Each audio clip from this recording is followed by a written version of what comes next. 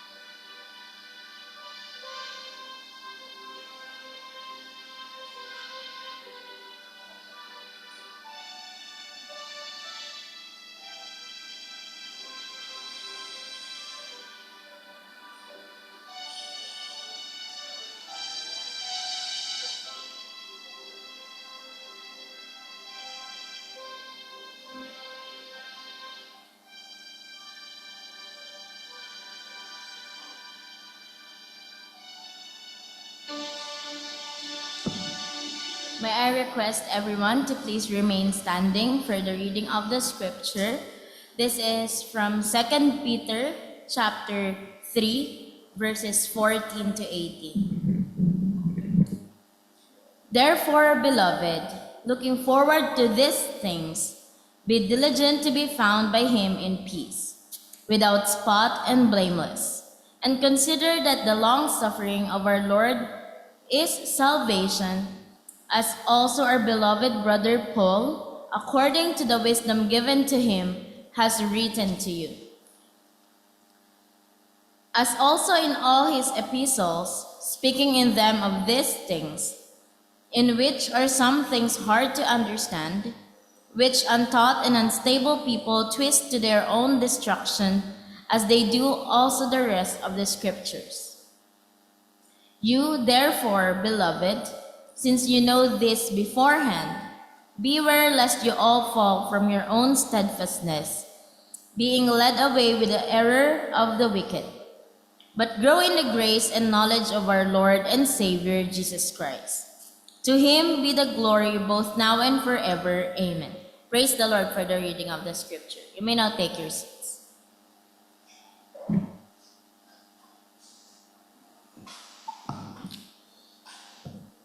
Lord Heavenly Father, we thank you for this day, Panginoon, na hingin niyo po sa amin, Lord God.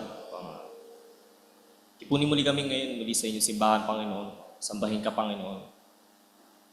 Lord, we thank you, Lord God, sa pagkakataon, Panginoon. Muli makapangalan muli ng iyong salita, Panginoon. At gabayan niyo po ang mga taong papunta pa po rito, Panginoon. Ingatan niyo po sila. At may malala na lahat na araw na ito, Panginoon, ay para sa inyo lamang, Panginoon. Lord God, pangunahan mo kami, Panginoon. Buksan niyo po ang aming puso't isipan, Panginoon, sa pagsamba ngayong araw na ito. Ito lamang po ang aming pinapadalangin sa pangalan ni Kristo Jesus. Amen. Glory be to the Father and to the Son and to the Holy Ghost, as it was in the beginning, 'tis now and ever shall be, world without end. Amen.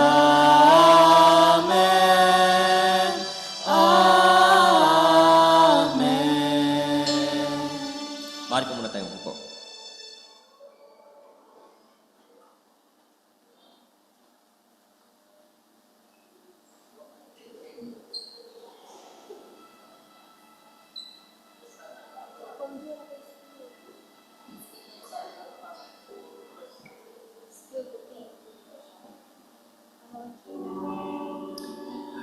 Sa pagkakataon pong ito, atin po nating awitan ng ating Panginoon dahil siya lamang ang nagbigay sa atin ng buhay na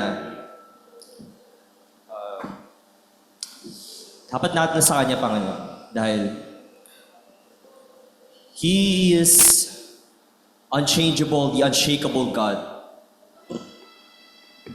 The most powerful God we ever know. Let us sing, You Are God Alone.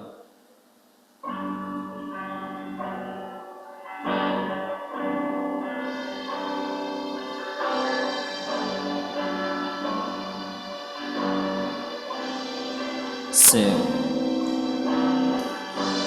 You are not a God created by human hands. You are not a God dependent on any mortal man. You are not a God in need of anything we can give by your plan. That's just the way it is. You are not a God created by human hands. You are not a God dependent on any mortal man. You are not a God in need of anything we can give by your plan. That's just the way it is. You are God alone from before time began. You are on your throne. You are God alone. And right now, in the good times and bad, you are on your throne. And you are God alone. And you're the only God whose power none can contend. You're the only God whose name is praise will never end. You're the only God who's worthy of everything we can give. You are God, that's just the way it is. You are God alone from before time began. You are on your throne. You are God alone. And right now, in the good times and bad, you are on your throne. And you are God alone. Unchangeable, unshakable, unstoppable, that's what you are. Unchangeable, unshakable, unstoppable, that's what you are. Unchangeable, unshakable, unstoppable, that's what you are. You're unchangeable, unshakable, unstoppable, that's what you are. You are God alone from before time began. You are on your throne.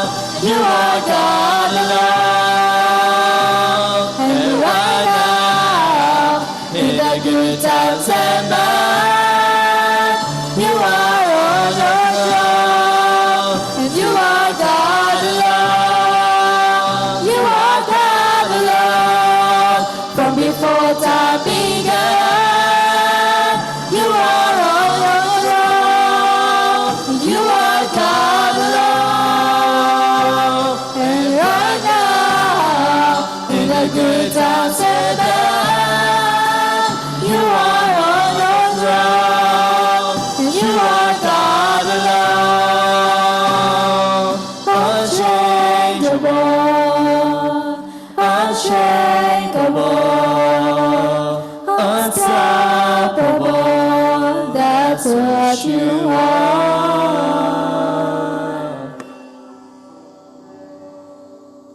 Maaari ko po bang alayahan na lahat ay tayo tumayo? Katayin natin. Pangalawang awit. Let us sing Psalm 34.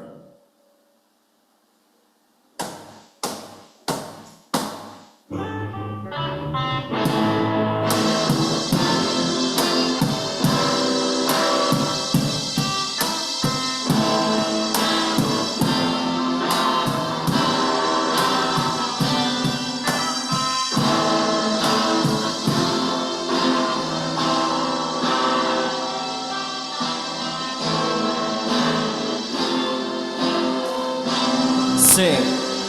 I sought the Lord, and He answered me, and delivered me from every fear. Those who look on Him are radiant. They'll never be ashamed. They'll never be ashamed.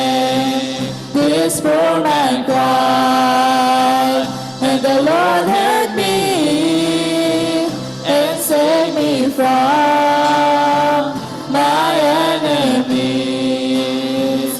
The Son of God surrounds His saints, He will deliver them, He will deliver them. Magnify the Lord with me. Come, let's all His name together. Glorify the Lord with me. Come, let's all His name forever. Oh, taste and see that the Lord is good. Oh, blessed is He who has in Him. Oh, fear the Lord of all you saints. He'll give you everything. He'll give you everything. Magnify the Lord with me. Come, exalt His name together. Glorify the Lord with me. Come, exalt His name forever. Let us bless the Lord every day and night. Never ending praise. May our incense rise. Let us bless the Lord every day and night. Never ending praise. May our incense rise. Let us bless the Lord every day and night. Never ending praise. May our incense rise. Let us bless the Lord every day and night. Never ending praise. May our incense rise. Magnify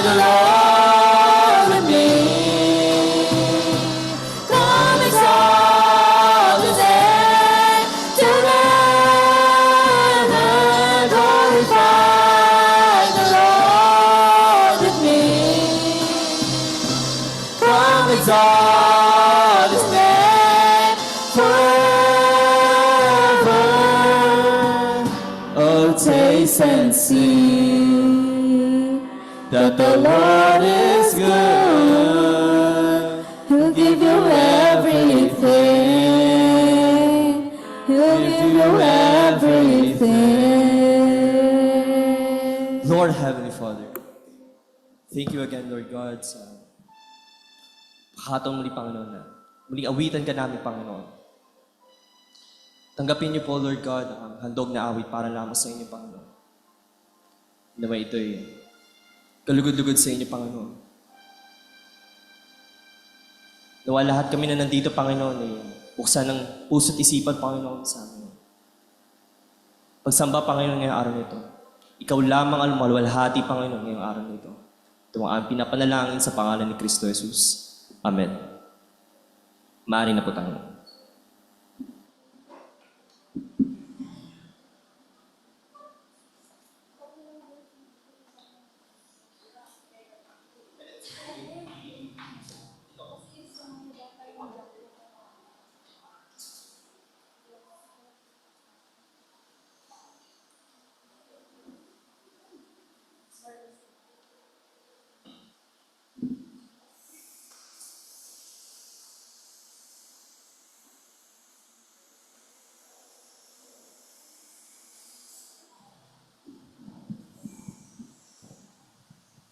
At patuloy tayong umawit sa Panginoon, ay mananalangin sa pangitan ng pagsamba sa pananalangin, ay patuloy tayong sumamba sa Kanya at magpuri sa Kanya sa oras na ito.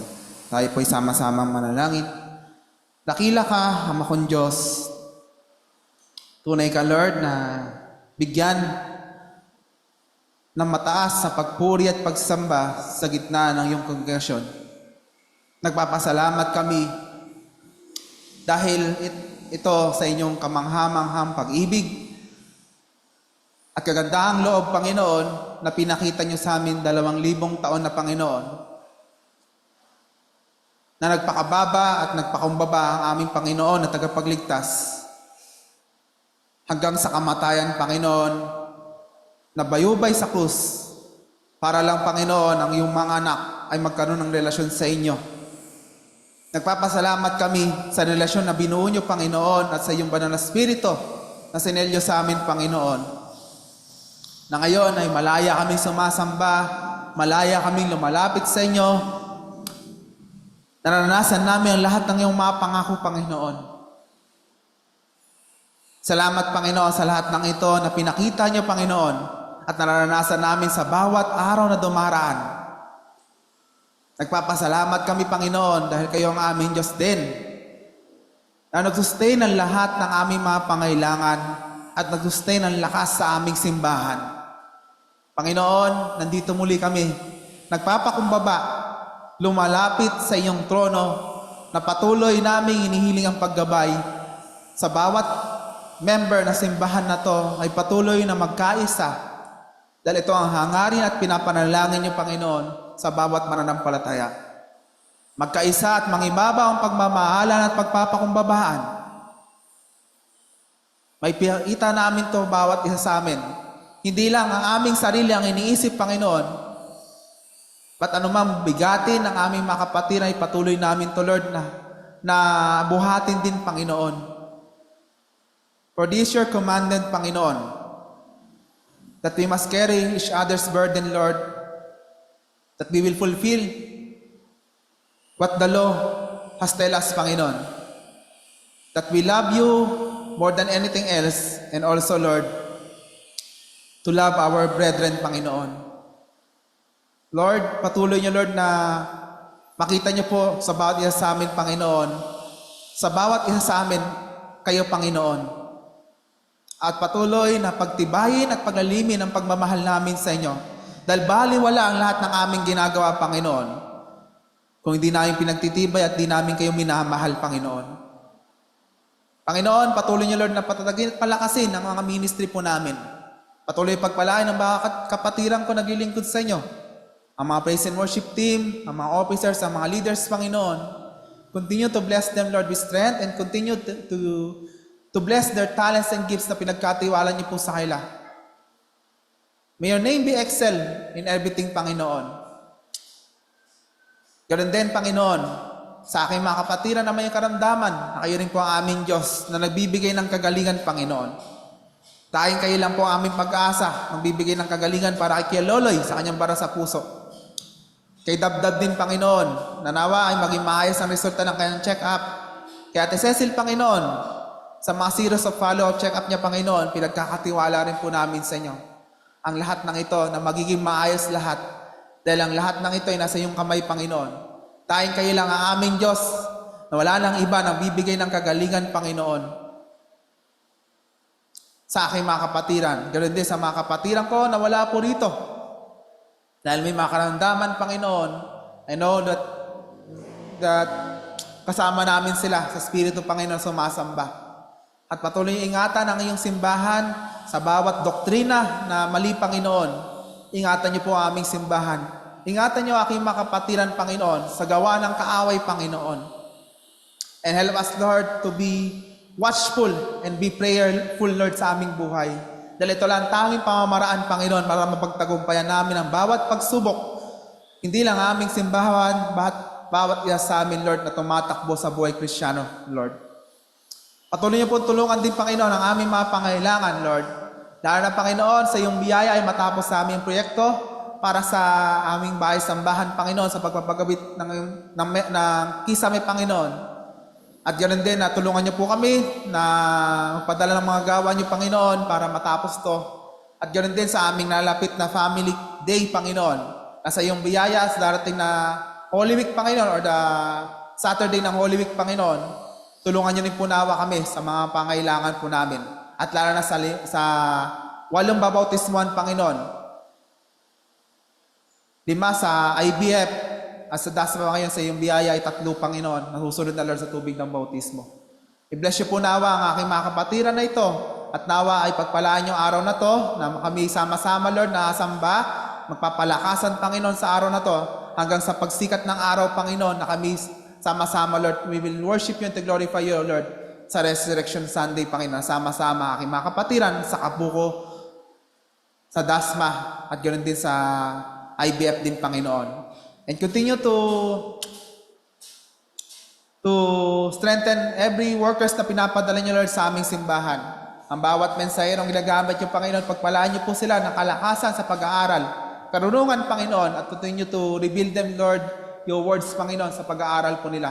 At patuloy yung tulungan ng aming pastor, na si Pastor OG, Lord, sa kanyang pangunguna, sa mga ministry na pinagkakatiwala niyo po sa kanya, at ganoon din sa bubukas sa gawain sa Bukidnon, Panginoon, na magiging partner kami para sa eskwelahan na magmamol at mag-train na, Lord, ng pastor niyo, Panginoon. At nawa ay tulungan niyo po kami makatulong dito, Panginoon, dahil isang pribilehyo ito, Lord, sa amin, Panginoon, na maging parte ng iyong gawain at makatulong sa mga gawa niyo, Panginoon. At ganoon din, Panginoon, mamaya rin, Panginoon, panalangin din po namin na makatulong din po kami sa gawain sa Palawan, Panginoon, na sa kailang proyekto sa pagpapagawa ng bubong nila, Panginoon. Pagpalaan niyo po lawa, Lord, ang mga pangailangan ng aming mga kapatiran, Panginoon. Especially, Lord, patuloy pagpalaan ng gawain sa Kabuko Christian Fellowship, sa Ictus Baptist Fellowship, sa pamumuno ni Pastor Gary, ni Brother Dan, Panginoon. Ingatan niyo patuloy sila, pagpalaan niyo kailang pagsamba sa oras na to, sama-sama po, Lord, kami, na sumasamba sa iyo sa Espiritu, Panginoon. At ganoon din sa aming bansa, Panginoon, na patuloy pagpalain, tulungan, Lord, sa aming nalapit na election, Panginoon. At nawa ay maging mapayapa at iluklok niyo po, Lord, ang leader na pinili niyo, Panginoon, na maunguna ng mga senador, Panginoon, sa aming bansa, Panginoon. At ganoon din sa bawat lugar sa aming bansa, Panginoon, sa mayor, sa mga governor, Panginoon, na maglilingkod sa bayan, Panginoon. At pagpalaan niyo rin po nawa ang aming mga pangailangan ng aming bansa, na patuloy, Lord, na tulungan ang aming bansa, na magbukas pa ng oportunidad, Panginoon, para magkaroon ng hanap buhay ang mga kababayan ko, Panginoon, na walang hanap buhay ngayon. At ganoon din, nagbukas ng oportunidad din, Panginoon, magkaroon ng investor para sa aming bansa, Panginoon. At ganoon din, sa bawat batas, Panginoon, na sinusulong sa aming bansa, ilayo niyo po kami sa immoralidad, sa abortion, Panginoon, na sinusulong ng mga mamabatas, Panginoon. At nawa ay patuloy na mangibabaw ang iyong salita sa aming bansa, Panginoon, dahil ito lang ang pamamaraan, Panginoon, para ilayo kami sa sumpa, Panginoon, dahil sa pagsuway namin sa iyong mga salita. Patuloy na pagpalain at bigyan ng kalakasan ang aming Presidente si Bongbong Marcos at buong leaders po namin. At ang bawat Pilipino ay patuloy na sumunod at magpakumbaba sa otoridad na nilagay niyo po Lord sa aming bansa. At ganoon din sa bawat mananampalataya nagkalat Panginoon at patuloy naglilingkod. Ito ay may sa kagubatan, sa isla, sa kabundukan Panginoon na patuloy naglilingkod. Dala-dala ang iyong mensahe Panginoon ay patuloy yung pagpalain sila ng kalakasan sa tulong yung banal na Espiritu. Mahayag ang mabuting balita sa mga tao pa Lord na hindi pa nakakilala sa inyo at gawing disipulo niyo po sila sa tulong at gabay ng mga disipulo niyo Lord na patuloy nagiging masigasig na ginagampanan ng tungkulin Panginoon. O Lord, maraming salamat po at purihin ka sa kabutihan niyo na pinagkakatiwala ko ang mga panalangin na to sa iyong makapangyarihang kamay. Kaya lahat ng ito, hiniling po namin ito ayon sa iyong kalooban. Sa pangalan ni Jesus, namin Diyos sa aming tagapagligtas. Amen.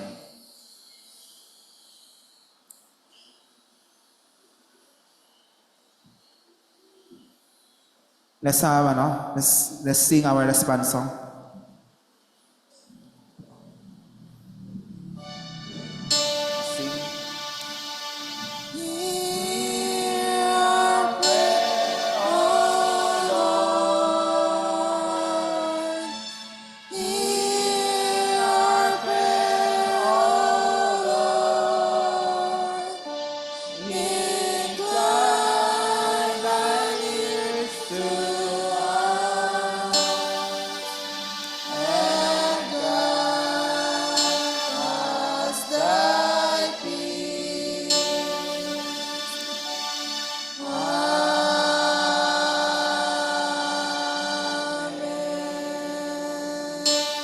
At bali tayo paupo.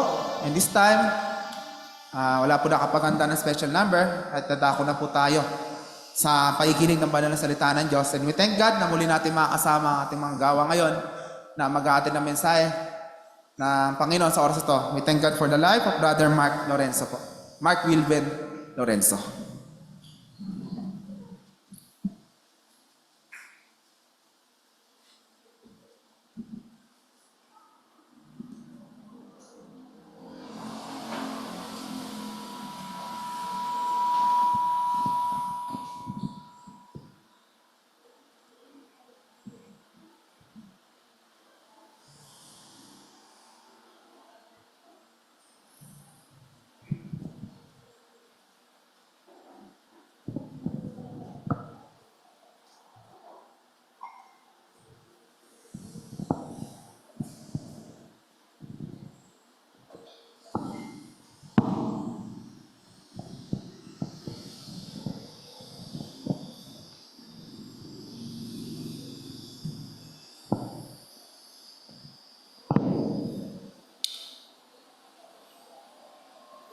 Isang magandang umaga po ng linggo sa ating lahat.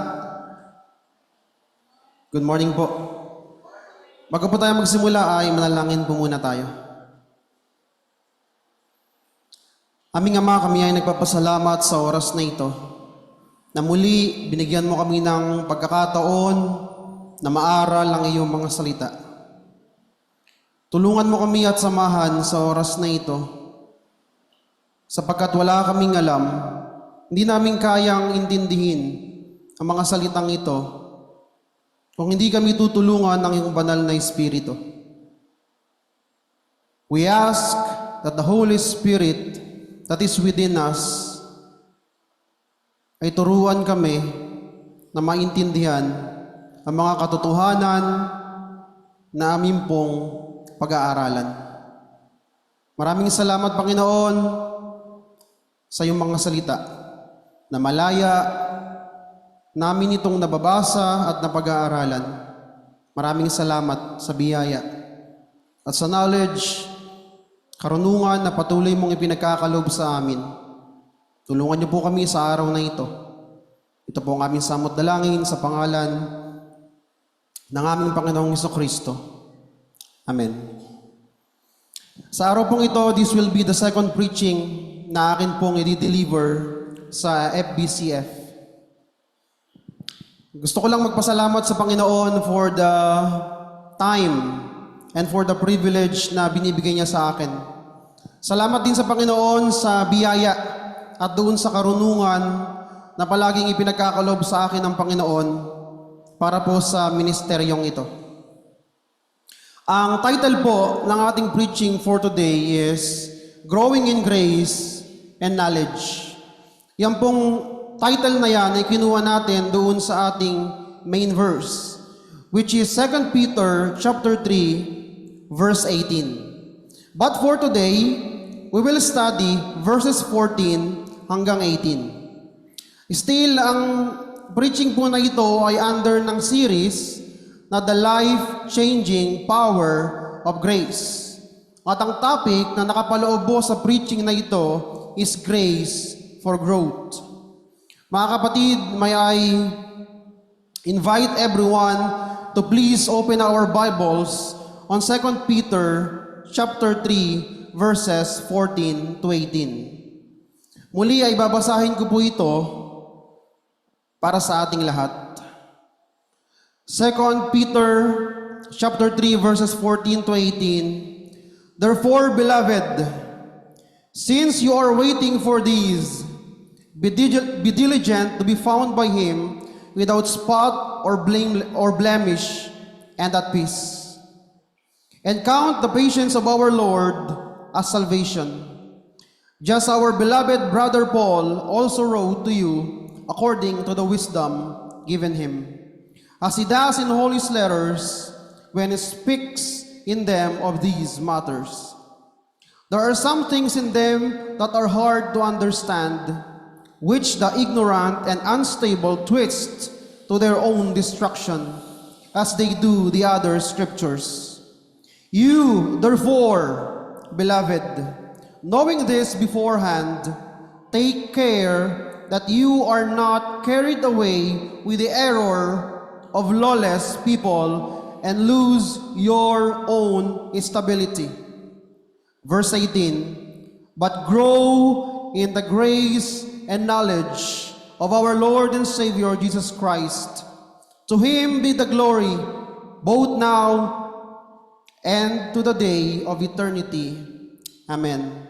Mga kapatid, ang simpleng idea po ng ating preaching for today is that Christians, this is a call to action. Let us grow in the grace and knowledge of our Lord and Savior, Jesus Christ. Every day in our life, yan dapat ang nasa ating isip. As we continue to walk with the grace of God, dapat nag-grow po tayo in the grace and knowledge of our Lord and Savior, Jesus Christ. Yung ating relationship sa Kanya, yung ating pagkakilala sa Kanya, dapat ay patuloy na lumalalim. And before we start itong preaching na ito, let us dive into some historical backgrounds na kung saan ay mas maiintindihan natin itong ating pong pinag-aaralan. Ang 2 Peter chapter 3 verses 14 to 18, ang writer po nito at ang sender ay si Apostle Peter. And nakikita po natin yan sa pinakang title. And this is the second letter. May nauna na. And the receivers, they are called what? Beloved. Yun po ang tawag ni Apostle Peter, mga minamahal, beloved. And they are the same receivers no unang letter, which is the first Peter. Ito po mga receivers o yung tatanggap ng letter na ito ay mga Kristiyano. Mostly Gentiles, katulad po natin. Mostly, they are out of the family of Jewish tradition. Pero they are grafted in through the blood and salvation that was given to them by the Lord Jesus Christ. Ito pong mga Christians na ito ay makikita sa Pontius, sa Galatia, sa Cappadocia, sa Asia, and Bithynia. Ito pong mga provinces na ito ay located sa Asia Minor, which is the modern Turkey. And ito pong mga sender na ito ay nasa gitna po ng isang magulong senaryo. In Asia Minor, meron pong mga false teachers na nakapasok sa churches. And these churches, in these places na nabanggit ko po, ay pare-parehas sila ng kinakaharap. The false teachers had already caused trouble. Nakapasok sila doon, nagsasabi sila ng mga maling mensahe patungkol sa Panginoon, patungkol sa kanyang mga salita. At itong mga churches na ito nagkakagulo. So ano po ang response ni Apostle Peter? Almost in a will and testament form, sumulat po siya. 1 Peter and then the 2 Peter. Ano po ang nilalaman ng 2 Peter? He wrote to warn the beloved believers in Christ about the doctrinal changes they were facing. At narito po yan sa verses 1 to 13 ng 2 Peter chapter 3. At sa 1 Peter hanggang sa matapos po itong sulat ni Apostle Peter. But in the middle of this situation, makakakita po tayo ng katotohanan. Na kung saan itong mga katotohanan na ito ay magpapatuloy o magbibigay sa atin ng karunungan na tayo po ay lumago in the grace and knowledge of our Lord Jesus Christ. Mga kapatid, as we strive to live, growing in the grace and knowledge, ito po dapat yung tanong natin. What should be the question na itinatanong natin sa ating sarili? As we grow in the grace and knowledge of the Lord and Savior Jesus Christ. Ito po yung tanong. What should be the conduct, the goal, and pursuit of Christians? Naitanong niyo na po ba yan? Ilang taong tayo sa church? Sabihin na natin 5 years, 3 years, 2 years. Pero naitanong na po ba natin sa ating mga sarili? Am I growing in the Lord? Am I growing in the grace and knowledge of the Lord? Or still, nung pumasok ako sa church, hanggang ngayon, 7 taon na ako, 8 taon na ako, 3 years, 5 years na ako, ganun pa rin ako. This is the time that we evaluate ourselves. That's why we ask, what should be the conduct? Paano tayo kumilos? Ano yung goal dapat natin? Ano dapat yung pinupursu natin as Christians? Makikita po natin yan sa verses 14 to 18. Let's start with the conduct of Christians. In verse 14, dyan po natin makikita yung conduct ng isang Kristiyano as we grow in the knowledge, as we grow in the grace and knowledge of our Lord. Therefore, beloved, since you are waiting for these, be diligent to be found by Him without spot or blemish and at peace.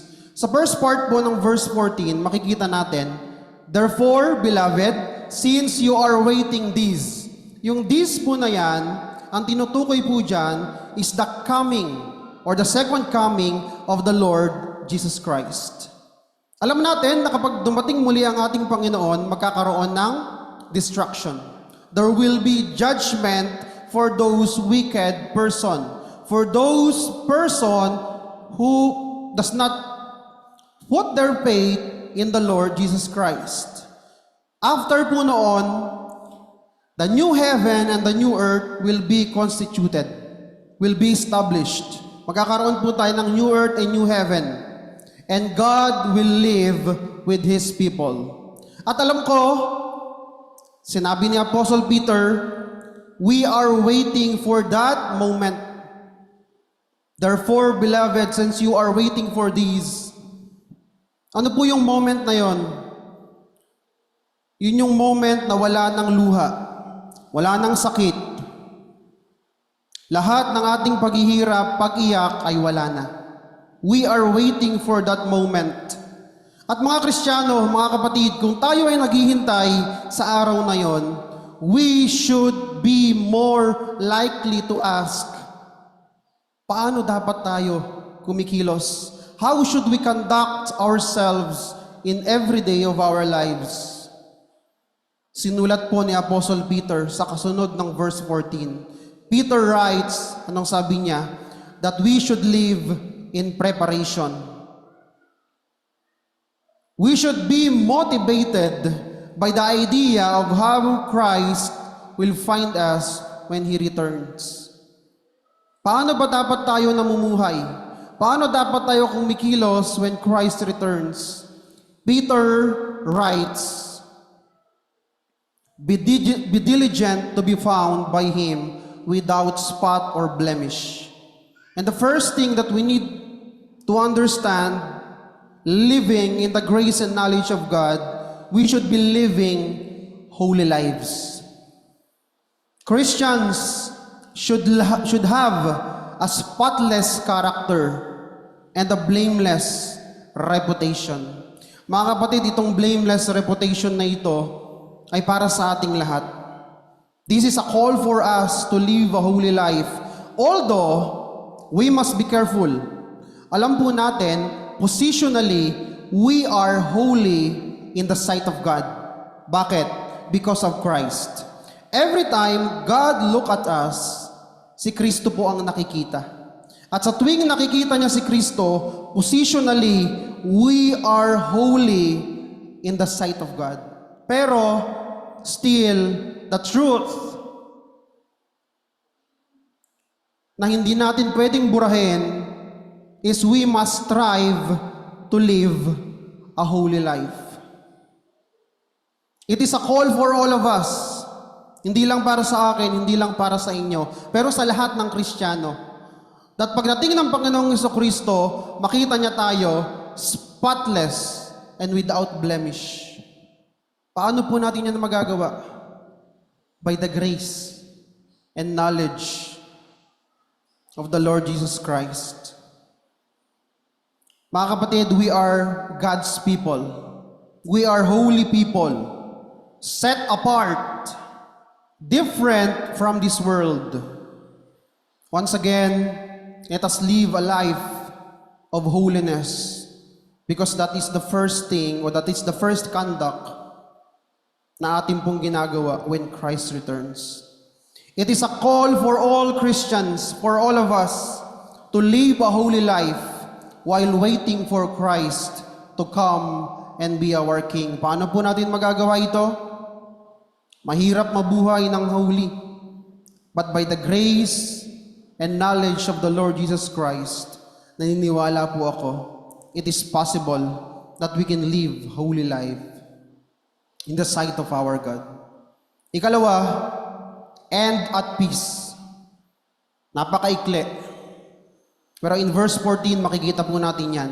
After living holy lives, we also should have a peaceful lives. Christians, makinig. Nung tinanggap natin si Kristo, we already had a peaceful life. Because we have the peace of God and we have peace with God. Dapat hindi po tayo takot mamatay.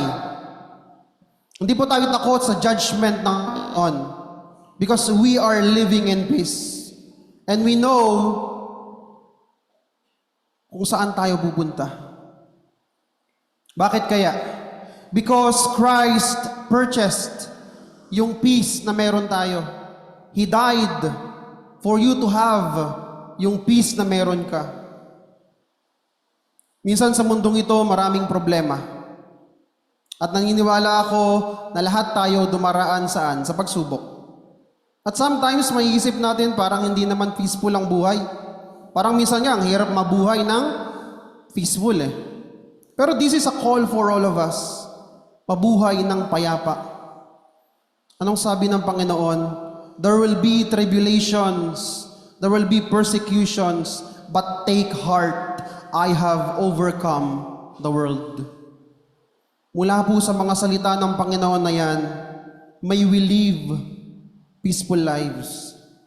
Na kung saan when Christ returns, we can embrace Him. At naipapakita natin sa Kanya na, Lord, we are waiting for you. We live peacefully because we have assurance of salvation. At paano tayo magkakaroon ng assurance of salvation? Iisa lang po ang paraan, by looking to Christ. Pag tumingin po tayo sa ating Panginoong Jesucristo,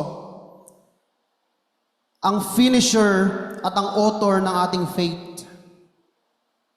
Tandaan niyo po, nung nailagay niyo ang pananampalataya niyo sa Panginoong Jesucristo, sa kanyang ginawa sa krus ng Kalbaryo, dapat po nag-start na kayong mabuhay ng may kapayapaan. Tandaan po natin, itong assurance of salvation ay hindi po sa atin naka-angkla. Hindi po yan nakabase sa ating gawa. Nakabase po yan sa gawa ng ating Panginoong Jesucristo. Kaya mga kapatid, kung nagiging takot mo sa bawat gabi, ay wala kang assurance of salvation, na yung salvation mo pwedeng mawala, then you are completely wrong. You are looking at yourself, not looking to Christ. Kapag tumingin ka kay Kristo at dun sa kanyang ginawa sa krus ng Kalbaryo, there will be peace. At makikita mo ng buhay Kristiyano ay hindi lamang about saan? About sa'yo. Kundi it is all about the peace given to us by God through the Lord Jesus Christ. Mga kapatid, looking to Christ, may we live peaceful lives. And that should be the conduct na meron po tayo. First, living holy lives. Ikalawa, living peaceful lives. Alam niyo po sa verse 14, sinabi ni Apostle Peter, in God's power, we should live a holy life. We should be peaceful in our lives as we await the second coming of the Lord Jesus Christ. But always remember, brothers and sisters, hindi po natin ginagawa ito. We are not living holy lives, we are not living a peaceful life dahil gusto nating maging parte ng pamilya ng Diyos. Dapat ito yung iniisip natin. We are already part of God's family. Kaya ginagawa po natin ito. Yung being peaceful, ang Panginoong Jesucristo po ang nagbayad para sa atin.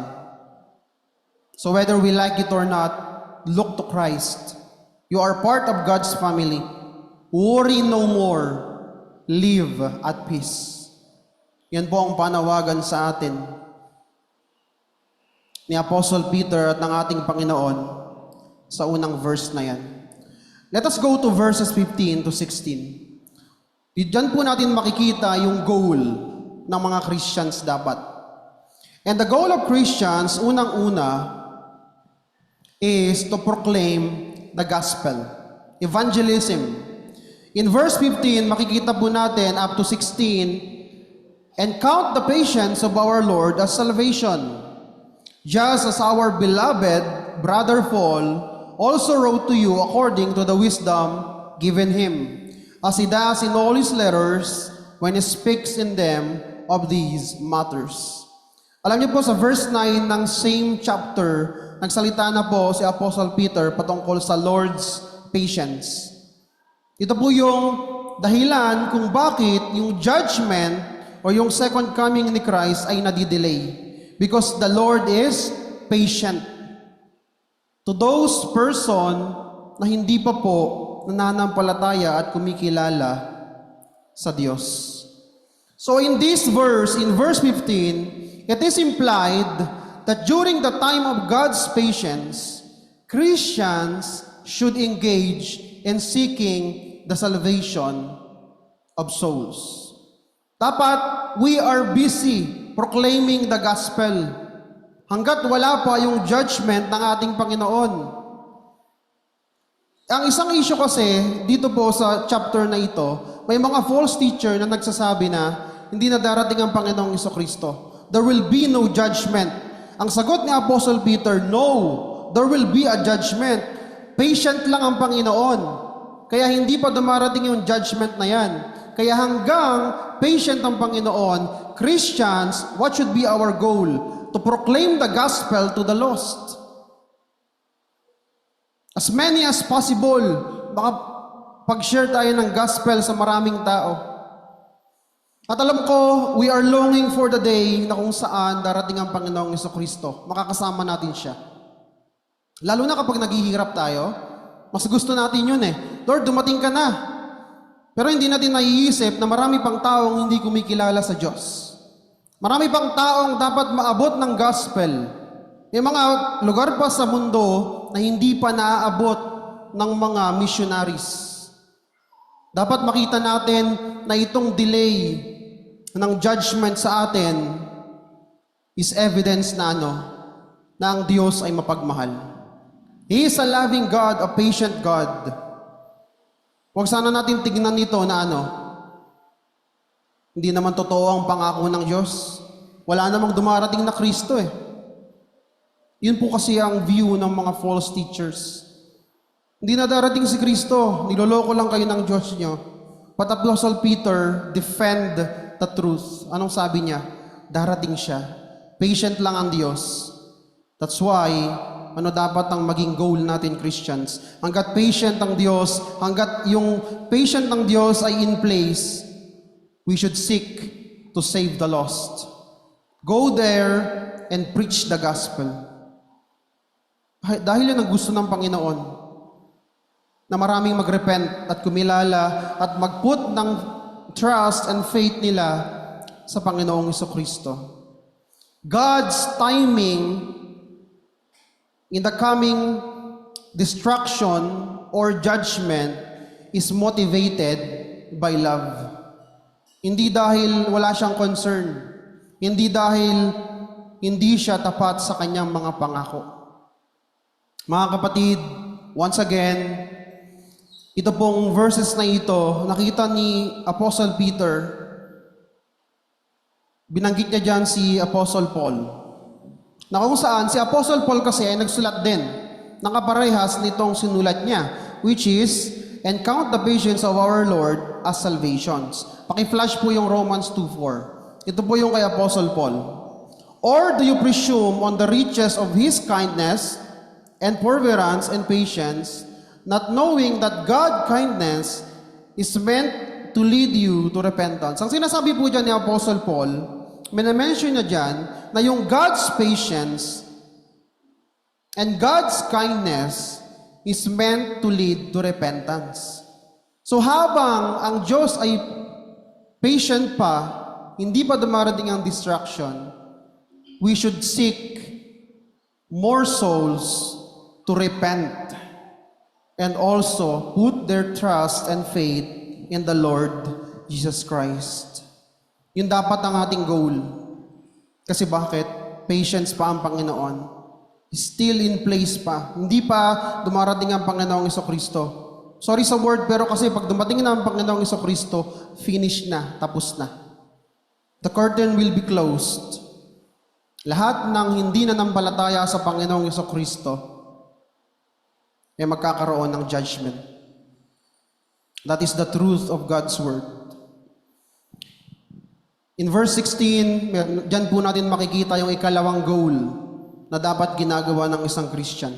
Hindi lamang proclaiming the gospel, but also studying the word of God. Sa bandang huling part po ng verse 16, there are some things in them. Ang tinutukoy po niya dyan is yung mga letter ni Apostle Paul. Peter is speaking about the letters of Apostle Paul. Ang sabi niya, there are some things in the writings of Apostle Paul that are hard to understand. Totoo naman po, di ba? Sa Bible, may mga mahirap maintindihan. May mga passages na paano ko i-interpret ito? Mahirap siyang maintindihan without the proper knowledge. Which the ignorant and unstable, yan po yung mga false teacher, twist to their own destruction as they do the other scriptures. In-acknowledge po ni Apostle Peter sa verse na ito na mahirap intindihin yung iba sa sinulat po ni Apostle Paul. Pero, mahirap mang basahin o intindihin yung mga isinulat ni Apostle Paul, pero hindi po ito impossible to interpret. Kung babalikan po natin yung unang goal is to proclaim. And now we are now in the study. Paano natin maipoproclaim ang salita ng Diyos kung hindi naman natin inaaral? Although mahirap, pero kaya po natin ito. Sa biyaya at sa knowledge nagmumula sa Panginoong Hesukristo. Kaya po kanina nagpasalamat ako doon sa katalunuhan, karunungan ay pinagkakaloob ng Diyos sa akin. Kasi bakit? Kung wala naman po ang karunungan ng Diyos, yung mga hard to understand na Bible passages, hindi po natin yan maiintindihan. Ang Diyos po ang ating number one and master and great teacher. Walang iba tayong teacher dito. Kahit ako po, maliit lang ako. Hindi po ako ang inyong teacher. Right now, the Holy Spirit is the one really teaching you.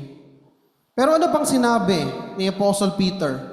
Meron daw mga false teacher, yung mga ignorant and unstable, ang sinasabi niya yan, yung mga false teachers, na kung saan dinidistort.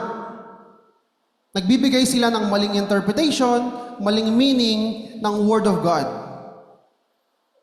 At dito, makikita natin na yung mga isinulat ni Apostle Paul ay kapantay ng Word of God or Scriptures. That's why we can safely say na lahat ng isinulat ni Apostle Paul and Apostle Peter, they are part of the canonical Scripture. Part sila ng Bible.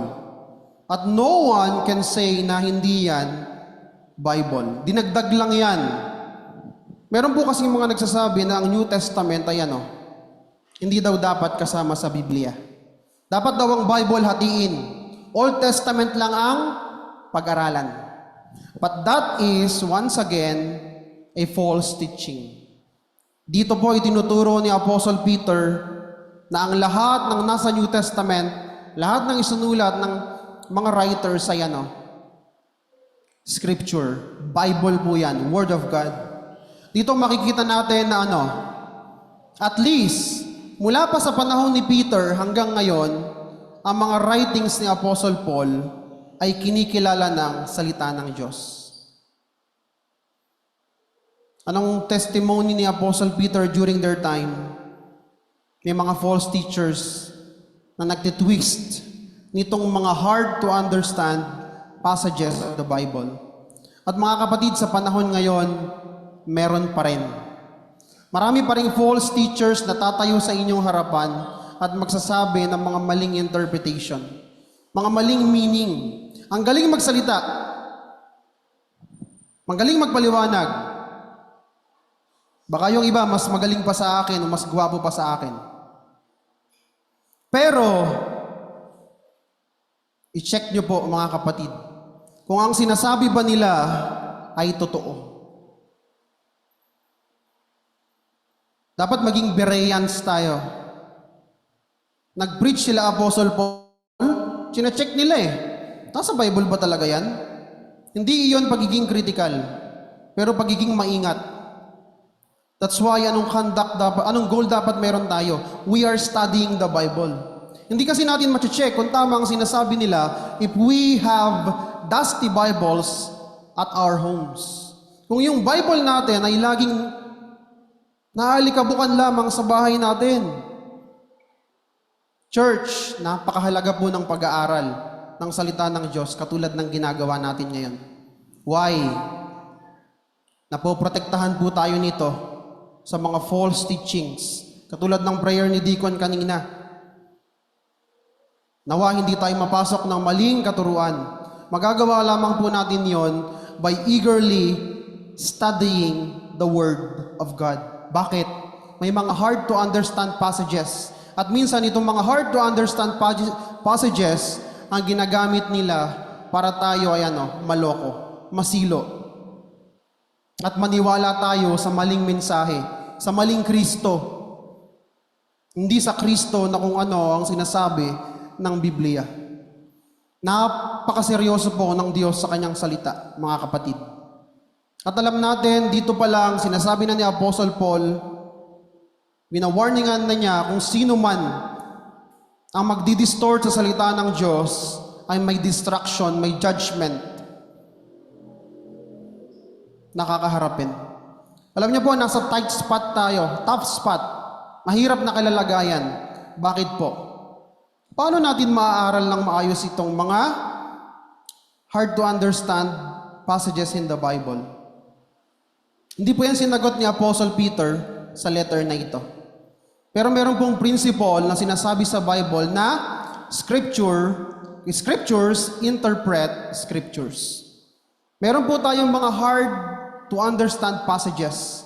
Pero yung mga hard to understand passages na po yun, kapag alam po natin yung whole counsel of God, kung nagbabasa tayo ng Bible, yung ibang scripture, ibang word of God, itinuturo po niya sa atin kung ano yung tamang interpretation ng hard to understand passages na yon. Bakit?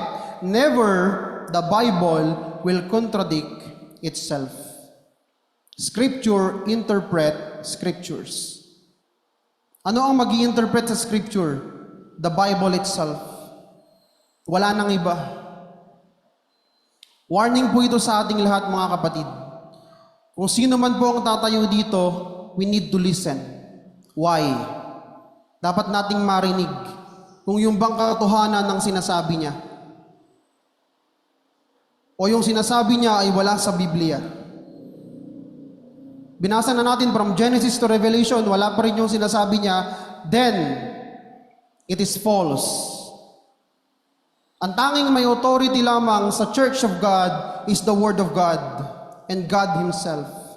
At kung ang sinasabi ng isang preacher sa pulpit na ito ay wala sa salita ng Diyos, then His words has no authority.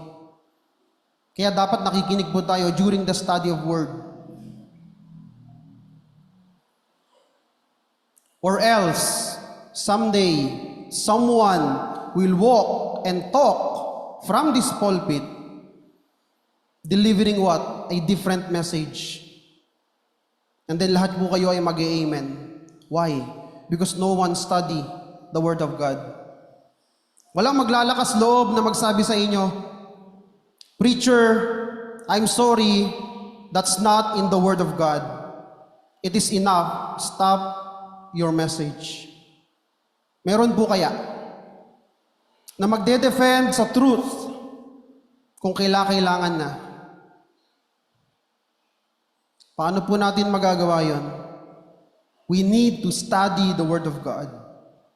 We can protect ourselves from the false teachings only if we study the Word of God. Pero ulitin ko, kung nilalanggam, inaanay na, naalikabukan lang ang Bible natin sa ating mga bahay, wala pong mangyayari. Kahit sino magsalita dito, amen lang tayo ng amen. We need to stand on what is true. At paano po natin yun magagawa kung hindi po natin nababasa at napag-aaralan ng salita ng Diyos? Once again, this is a call.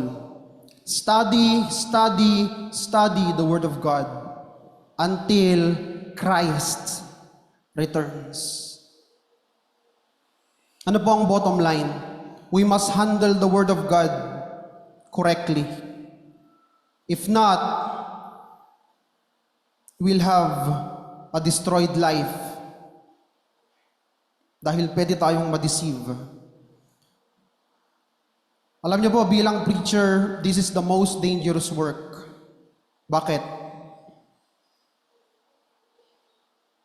Salita ng Diyos ang aming hinahawakan at ang aming kinakapitan. In every word, every letter, every phrase, every sentence na ini-interpret namin, kailangan maipakita po natin yung totoong meaning ng salita ng Diyos. Kasi bakit? If we give intentionally false interpretations, we are accountable. Hindi po sa inyo, hindi sa sarili namin, hindi sa gobyerno, sa Diyos. Lahat ng false teachers, they will be receiving a judgment from the righteous and just God if they wrongly, intentionally interpret God's Word. sa mga nagpapakalat ng maling katuruan. Maaring sa ngayon, iniisip nila, walang judgment for them. Pero meron po. That's why for those of us Christian, what should be our goal? Para mag-guard din natin yung ating sarili sa mga ganitong katuruan. Dun sa mga nagtitwist ng scripture, listen to this church. This is a call for all of us to diligently study God's Word. Even yung ibang parte po ng Biblia ay mahirap intindihin. Study the Word of God. Third point, what should be our pursuit? Ano dapat yung hinahabol natin sa mundong ito? Magkapera, magkabahay, magkanegosyo? Hindi po. Iba po ang sinasabi ni Apostle Peter. In verses 17 to 18, diyan po natin makikita. The first pursuit na meron tayo is guarding oneself from the deception of false teachers. Anong sabi diyan? You, therefore, beloved, knowing this beforehand, alam nila may darating na false teachers. Take care that you are not carried away with the error of lawless people and lose your own stability. Kung babalikan ko yung last point ko, we can guard ourselves one thing, paano? Mag-aral po tayo ng salita ng Diyos. Dahil meron talagang darating at darating na kung saan magdi-distort ng salita ng Diyos. At kung hindi tayo nag-aaral, hindi po natin yon makikita. Mga kapatid, this is the reason, that's why we need to guard ourselves from false teachers. Anytime na ang isang Kristiyano makinig sa maling katuruan ng isang false teacher, pwede po yan maligaw. Marami akong kakilala, dati kasama ko, ngayon po ay wala na. They are atheist or nasa ibang church na kung saan ay masasabi nating kulto. At totoo ang sinasabi ni Apostle Peter. You need to guard ourselves from these lawless people, from the false teachers. Responsible po tayo dyan.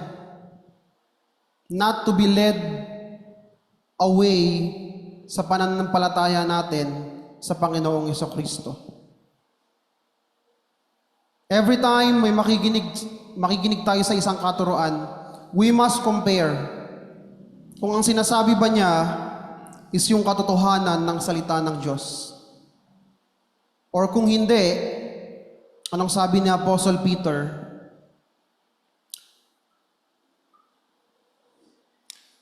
Lose your own stability. You will lose your own stability. Dito po, yung praise na ito, hindi po ito patungkol sa mawawala ang salvation ninyo. Patungkol po ito doon sa sinasabing stability in spiritual and mental stability. Dahil naniwala po kayo, sumunod kayo sa maling katuruan, nagkakaroon po yan ng epekto sa inyo, mentally and spiritually. And that is dangerous. Pero hindi po ibig sabihin na dati po kayong nakikinig sa false teacher ay mawawala ang inyong kaligtasan. Ang sabi po dito, the most reliable interpretation is that Peter, yung sinasabi niyang lose your own stability, refers to the confidence and sense of stability which comes from living the truth. Inakawan po kayo ng katotohanan ng salita ng Diyos. In some sense, mentally and spiritually, nawala yung stability nyo. Pero hindi po nawala ang inyong kaligtasan. Peter warns against losing our intellectual and spiritual security, not our eternal security. Baka po kasi inisip nyo na, ay, pwede palang ma-unsave ang isang Kristiyano. Hindi po. Ang sinasabi ni Apostle Paul, yung spiritual and intellectual stability po natin ang pwedeng mawala. Hindi po yung ating eternal security and salvation ang mawawala. Pero, this is a serious thing. That's why ang ating pursuit as Christian is to really guard each other, bawat isa sa atin, from the deception of false teachers while waiting for the Christ return. Lastly, ang ating pursuit should be what? Growing in the grace and knowledge of the Lord and Savior, Jesus Christ. Unang part mo ng verse 18, anong makikita natin? But grow in the grace and knowledge of our Lord and Savior, Jesus Christ. Yung pursuing Christian maturity at yung mas pagkilala pa natin sa Panginoong Jesucristo by God's grace will lead to what? Doctrinal stability. At hindi po niyan tayo pababayaang mapunta sa maling katuruan. Kaya sabi niya dito, to combat yung being led astray, being losing your own stability intellectually and spiritually, grow in the grace and knowledge of our Lord and Savior, Jesus Christ. May dalawa po itong ibig sabihin. Unang-una, yung grace, o grow in the grace. Yung grace ng Panginoon, hindi po natin kailangan na more grace, hindi. Kasi bakit? Yung grace ng Panginoon, hindi po natin yan pinaghirapan. Yan po ay kaloob sa atin ng Diyos. Kunwari, namatay si Kristo para sa atin because of His grace. Kailangan ba natin ng maraming grace pa? Para mas maligtas pa tayo? Hindi po. Ang proper application ng growing in grace is ganito. By living under the grace of Jesus, it provides us an opportunity to grow spiritually, stronger and deeper. Minsan mga kapatid, nakakalungkot, yung grace ng Panginoon, ginagawa nating gate pass para magkasala. Ay, we are living now in the grace of God. Hindi naman bubuka lupa kung magkasala ako. And that's why other people chooses to sin. But no, grow in the grace. Nabubuhay tayo sa biyaya ng Panginoon para sa Kanyang kapurihan. Para patuloy tayong lumago sa ating relasyon sa Kanya. At hindi para maging gate pass natin to commit sin. Peter wrote in chapter 1 ng verse na ito that we are not missing anything because in the grace of God, complete na po para mabuhay tayo sa pagkakatawag sa atin ng Diyos. Now is the time to live according to God's will. Mga kapatid, and that's by God's grace. Nawa yung biyaya ng Diyos, as we grow in the grace of God, mas lumaki yung pagsunod natin sa Panginoon. Mas magamit natin ito to truly live like Christ and to truly live for the glory of God. Ikalawa, yung growing in the knowledge of Jesus Christ. Siyempre, ito po, it carries the idea na makilala mo si Kristo. Paano natin siya makikilala? Once again, we need to read and study the Word of God. We need to inform our mind kung sino ba si Kristo. Kapag naliligaw po tayo, the first thing na inaalam natin, di ba, Deacon, is sino siya? Kilala mo ba siya? So may love at first sight, pero hindi ako naniniwala na nagtatagal o may ganon. Pero, kapag meron tayong karelasyon, kinikilala natin siya. And then saka natin sasabihin na I love you. Ganon din sa ating relasyon sa Panginoon. We must know Him. Sino ba itong Kristo na ito sa buhay ko? Ano ba ang nagawa niya? Bakit? That's growing in the knowledge of our Lord and Savior, Jesus Christ. And we can only do that, babalikan ko yung isang goal natin, by studying the Word of God. Wala pong lumagong Kristiyano na nakasara ang Bible. Lahat ng Kristiyanong malago, open ang Bible. That's why, church, ini-encourage ko po kayo to grow in the knowledge of our Lord and Savior. Study the Word of God. To really know God, or to really know Jesus, we must continue to grow in our understanding of what it means to live in a relationship to our Jesus, our Lord and Savior. Lastly, we come to the final words of Peter in this second letter. Anong sabi niya sa huling chapter na ito ng 2 Peter? To Him be the glory, both now and the day of eternity. Amen. I will be ending with these last words of Peter. These last words is calling us to glorify Christ, and it demonstrates one thing. Dito natin makikita na pinapatunayan ni Apostle Peter na ang ating Panginoong Yesus ay Diyos. And He is worthy of our glorification. He is worthy to be glorified, equal in honor with God the Father. Mga kapatid, Christians, katulad po ni Pedro, dapat makaabot po tayo sa single conclusion na ito. To Him be the glory both now and to the day of eternity. Amen. Anong conclusion ito? Jesus deserves to be glorified both now and forever. Finally, brothers and sisters, as we strive to grow in the grace and knowledge of our Lord Jesus Christ, may we see na ano yung ating main objective. It is to give glory or to glorify God in our lives until Christ returns. Sa paglago po natin sa biyaya ng Panginoon at sa ating knowledge of the Lord Jesus Christ, patuloy po tayo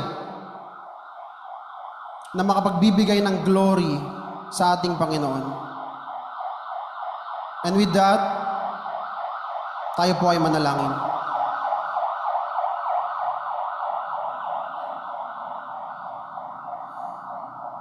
Aming Ama, maraming salamat sa iyong mga salita na amin pong naintindihan sa pamamagitan ng pagtuturo ng banal na Espiritu.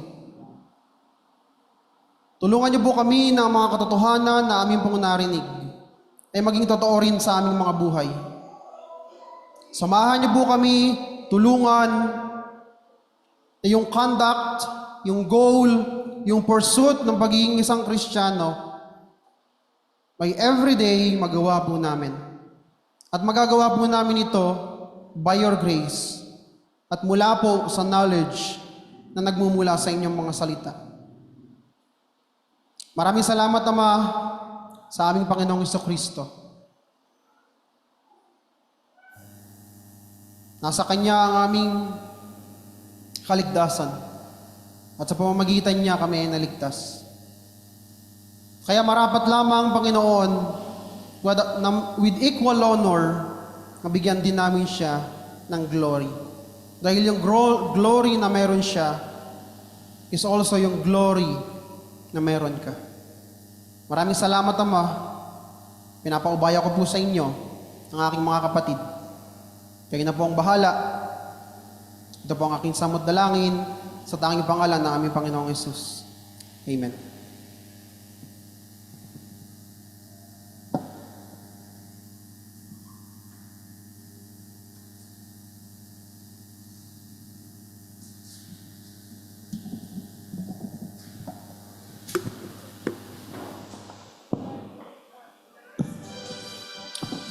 Mari pong lahat tayo tumayo.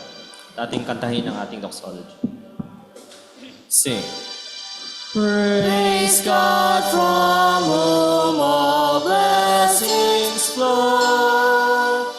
Praise Him, all creatures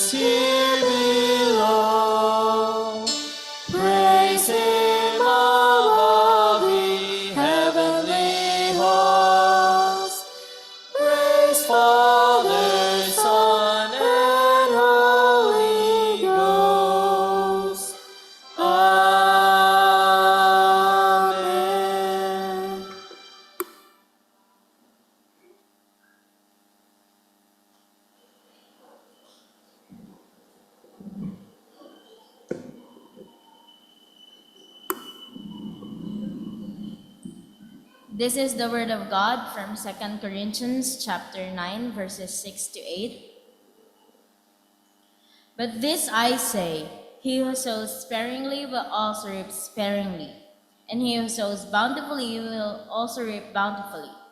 So let each one give as he purposes in his heart, not grudgingly or of necessity, for God loves a cheerful giver. And God is able to make all grace abound toward you, that you, always having all sufficiency in all things, may have an abundance for every good work. Praise the Lord for the reading of the scripture.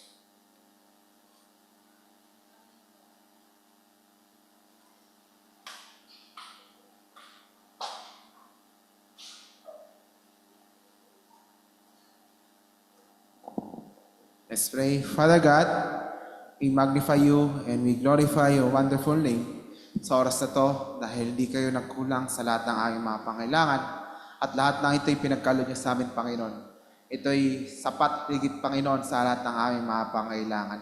Kaya, Panginoon, salamat sa lahat-lahat ng iyong pinagkaloob, sa kalakasan, sa hanap buhay, at ganoon din, Panginoon, sa buhay na ito na patuloy iniingatan, Panginoon. Kaya nawa, tanggapin niyo ang aming mga ikapo, aming mga handog, ganoon din ang aming mga pinangako sa iyong salapi, Panginoon, na patuloy gagamitin ito, Lord, sa pagpapalawig na iyong gawain sa lupang ito. At sa katatandang, Panginoon, ng iyong pangalan, Panginoon. Usasan niyo na kami ng iyong banal na Espiritu na kagalakan at pagkatapat sa aming pagsamba, sa aming pagbibigayan. Ito lang aming samot dalangin sa pangalan ni Jesus. Amen. At maaari po tayo maupo habang inapasa ang ating offering.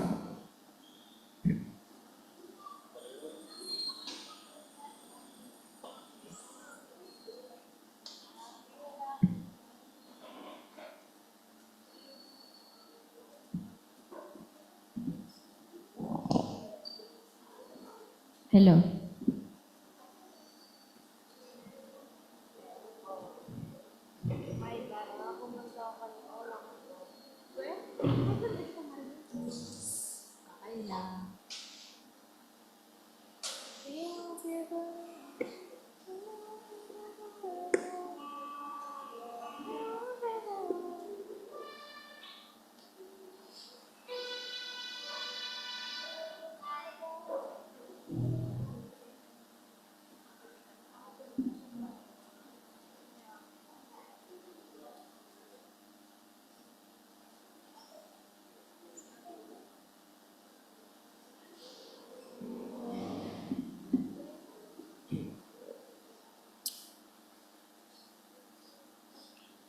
At para po sa ating pangwakas na awit, ating po kantahin ng God is for us.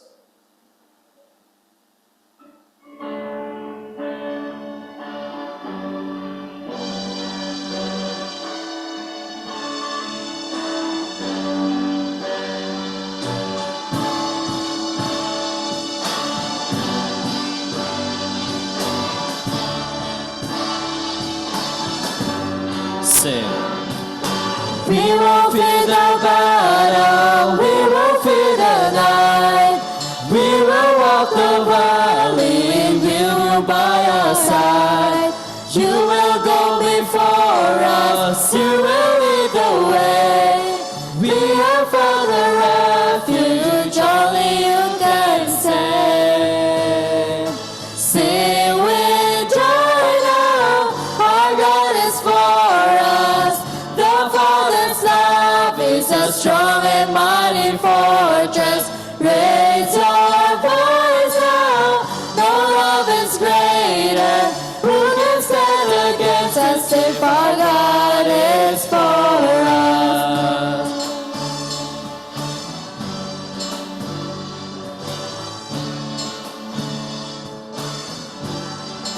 Sing. Even when I stumble, even when I fall, even when I turn back, still your love is sure. You will not abandon, you will not forsake.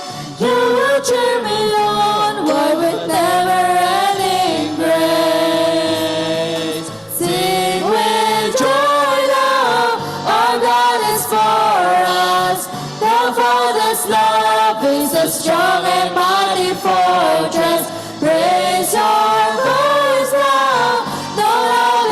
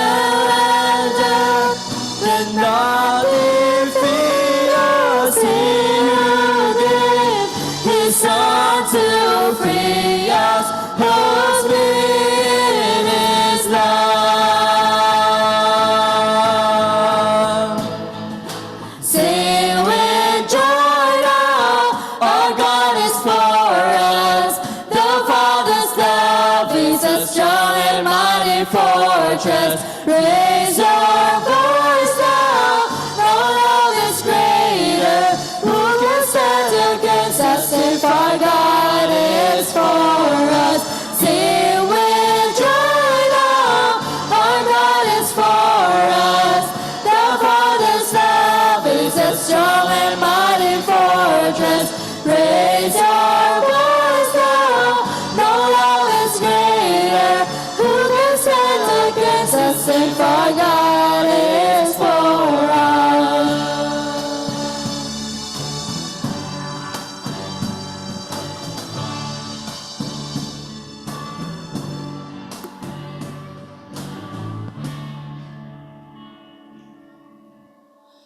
Lord Heavenly Father, we thank you and we glorify you this day, Panginoon.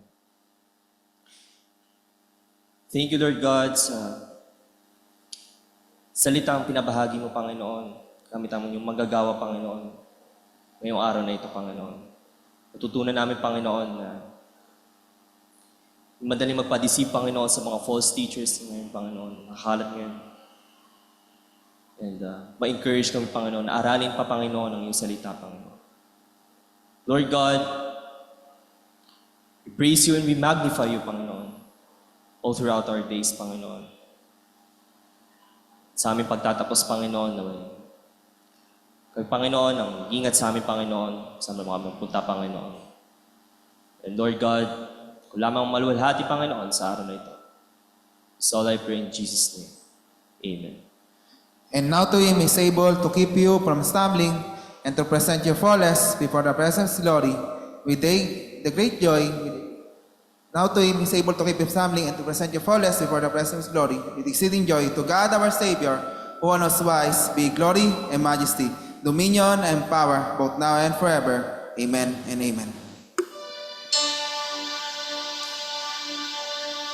God has not given us a spirit of fear, but has given us the strength to obey.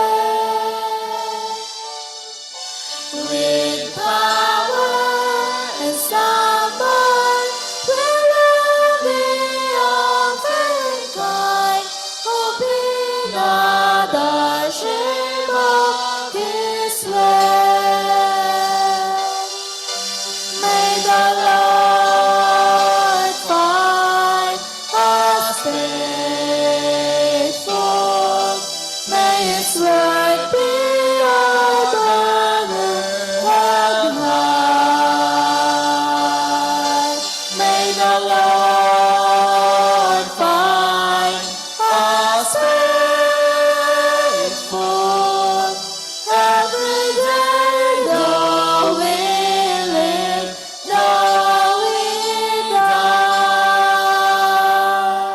Mga kapatid, dala-dala mo ang pangako ng Panginoon na wala kang papangambaan sa mga araw darating. Daligid kang manugumpay. Kaya huwag mong kakalimutan at pagimundaan, mahal tayo ng Diyos. Diyan po natapos ang ating gawain sa umaga.